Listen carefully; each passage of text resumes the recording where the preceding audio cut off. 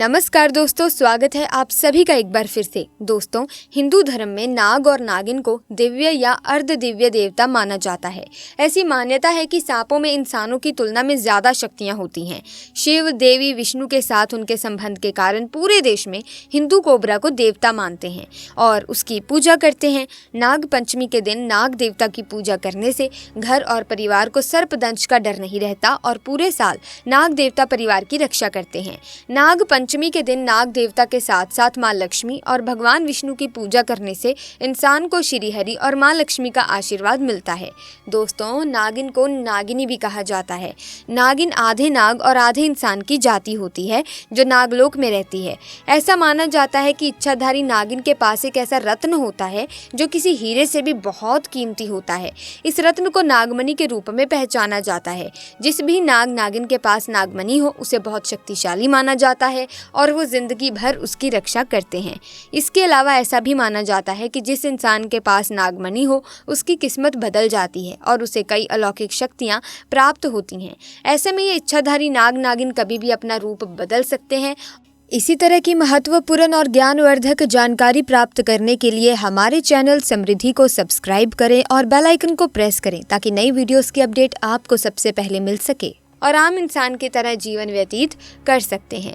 ऐसी ही दोस्तों घटना आज मैं आपके लिए लेकर आई हूं जिसे जानकर आपके भी रोंगटे खड़े हो जाएंगे, क्योंकि दोस्तों इस घटना में जब नाग को बुरी तरह से मारकर पेड़ पर लटका दिया गया और नागिन से जुदा कर दिया गया तो नागिन ने ऐसा कहर बरसाया जिसे देखकर सब दंग रह गए। दोस्तों, वीडियो में आगे बढ़ने से पहले महादेव के सच्चे भक्त कमेंट बॉक्स में ज़रूर लिखें हर हर महादेव, ताकि भगवान शिव की कृपा और आशीर्वाद आप पर और आपके परिवार पर सदैव बना रहे। दरअसल दोस्तों, ये घटना घटित हुई बिहार के एक छोटे से गांव कजरा में, जहां दो दोस्त रामू और शामू इसी गांव में रहते थे।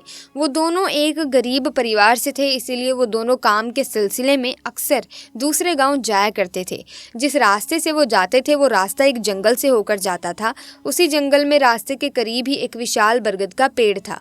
उसी बरगद के पेड़ पर एक इच्छाधारी नाग नागिन का जोड़ा रहा करता था।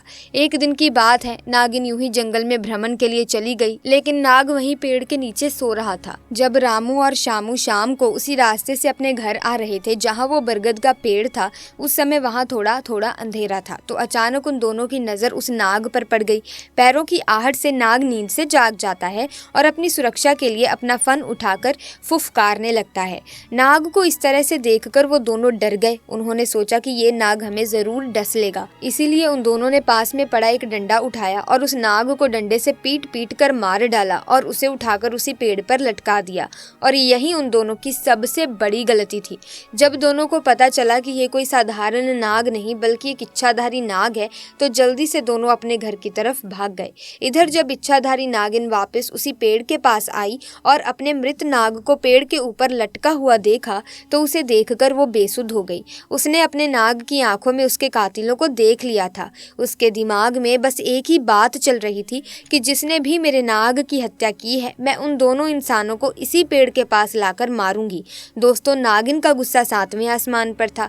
ऐसे में आपको बता दें कि नाग नागिन एक दूसरे से बहुत प्यार करते हैं, एक दूसरे के बिना ये नहीं रह सकते। ऐसे में अगर कोई एक को मार देता है, कोई व्यक्ति उन्हें एक दूसरे से जुदा कर दे तो ये अपना बदला बड़े ही खतरनाक तरीके से उस व्यक्ति को मार कर पूरा करते हैं, फिर चाहे उसे कितना भी इंतजार क्यों ना करना पड़े। ऐसे में उसने बहुत सालों तक उसी पेड़ पर रहकर अपने नाग के कातिलों का इंतजार किया, परंतु रामू और शामू ने उस घटना के बाद से उस स्थान से निकलना ही बंद कर दिया था। परंतु इच्छाधारी नागिन अपने नाग की हत्या का बदला लेने के लिए बहुत ही ज्यादा तड़प रही थी। उसके सब्र का बांध अब टूट चुका था। तब उसने निश्चित किया कि अब मैं गाँव में जाकर ही दोनों हथियारों से बदला लूंगी। उसने एक बहुत ही सुंदर कन्या का रूप धारण किया और भेष बदलकर उसी गांव में पहुंच गई जहां रामू और शामू रहते थे। उसने पूरे गांव में नाग की आंखों में देखे उन दोनों कातिलों को बहुत ढूंढना चाहा, पर वो कहीं नहीं मिले। परंतु शाम के समय रामू और शामू काम करके जब घर वापस लौट रहे थे तभी उन पर नागिन की नजर पड़ गई। उस समय उसने बहुत ही सुंदर लड़की का रूप धारण कर रखा था।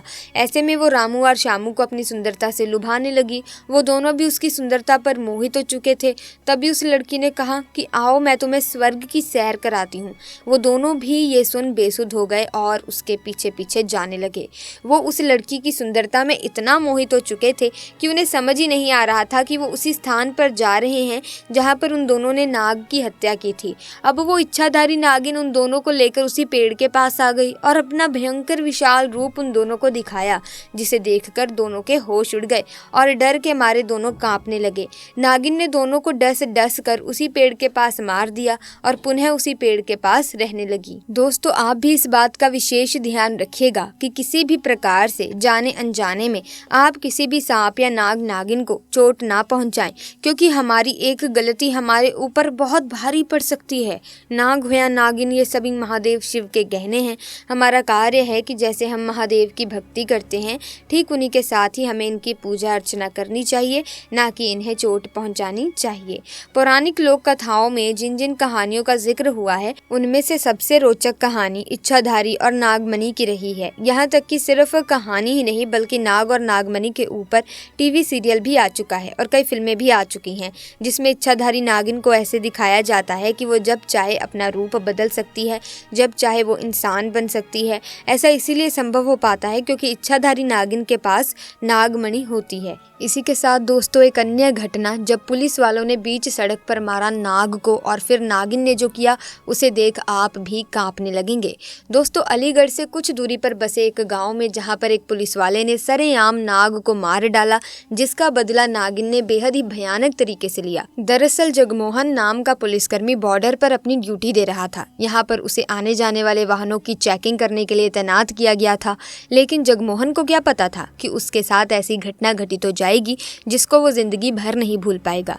जी हाँ दोस्तों, जहाँ पर जगमोहन की ड्यूटी लगी हुई थी वहाँ पर एक घना जंगल था जिसमें एक नाग और नागिन का जोड़ा रहता था। वो अक्सर जंगल से बाहर घूमते हुए लोगों को नजर आते थे, लेकिन इस बात से ही जगमोहन अनजान था और वो अपनी ड्यूटी को पूरी शिद्दत से निभा रहा था। अचानक से नाग एक अन्य पुलिस वाले के जूतों पर चढ़ गया। उस पुलिस वाले ने डरकर अपने पैर तेजी से झटकाए और वो नाग जगमोहन के सीने पर जा गिरा। इसके बाद जगमोहन ने आनन फानन में उस नाग को नीचे गिरा दिया और पुलिस के डंडे से उसको बेधड़क तब तक मारता रहा जब तक उस नाग ने अपना दम नहीं तोड़ दिया। नागिन दूर से ये मंजर देखकर भाग कर वहां आई और अपना विशाल रूप धारण करके बीच सड़क पर फन फैलाकर बैठ गई। इतने में नागिन ने एक एक करके सभी पुलिसकर्मियों को अपना शिकार बना लिया। जगमोहन की नागिन ने बुरी हालत कर दी। उसने उसके हाथों को बुरी तरह से काट लिया और अपने दांतों के निशान छोड़ दिए।